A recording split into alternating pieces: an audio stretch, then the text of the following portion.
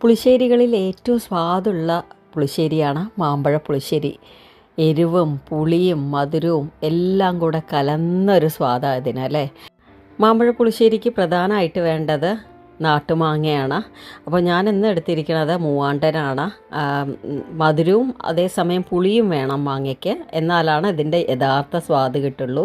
ഇപ്പോൾ മാങ്ങയുടെ തോലൊക്കെ കളഞ്ഞെടുത്ത് വെച്ചിട്ടുണ്ട്. ഇനി ഇതിലേക്ക് 1/2 ടീസ്പൂൺ മഞ്ഞൾപ്പൊടി, 1 ടീസ്പൂൺ അല്ലെങ്കിൽ നിങ്ങളുടെ എരിവിന് ആവശ്യമുള്ള മുളക് പൊടി, ആവശ്യത്തിനുള്ള ഉപ്പ്, 1 ടീസ്പൂൺ ശർക്കര,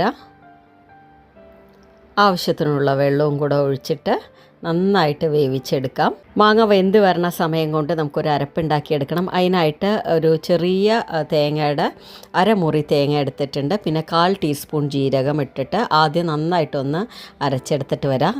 അതിന് ശേഷം അതിലേക്ക് ഞാനിവിടെ 3 ടേബിൾ സ്പൂൺ നല്ല കട്ട തൈരാണ് ചേർത്ത് കൊടുക്കുന്നത്. ഇതെല്ലാം കൂടെ നല്ല ഫൈനായിട്ട് അരച്ചെടുക്കണം. അപ്പോഴേക്കും നമ്മുടെ മാങ്ങ റെഡി ആയിട്ടോ, നന്നായിട്ട് വെന്ത് കിട്ടിയിട്ടുണ്ട്. കണ്ടില്ലേ, ഇതിലെ പൾപ്പൊക്കെ ഈ ഗ്രേവിയിലേക്ക് ഇറങ്ങിയിട്ടുണ്ട്. മാങ്ങ വേവണ സമയം ഇടയ്ക്കൊന്ന് ഇളക്കി കൊടുക്കണം കേട്ടോ. അപ്പോൾ ഞാനതാ നമ്മൾ അരച്ചെടുത്ത അരപ്പ് ഇതിലേക്ക് ചേർത്ത് കൊടുക്കുകയാണ്. കൂടെ കുറച്ച് വെള്ളവും മിക്സി ജാറിലേക്ക് ഒഴിച്ചിട്ട് അതുകൂടെ ചേർക്കുകയാണ്. നമ്മുടെ ഈ മാമ്പഴ പുളിശ്ശേരി ഉണ്ടല്ലോ, നല്ല കട്ടിയായിട്ടുള്ള മാമ്പഴ പുളിശ്ശേരിയാണ്.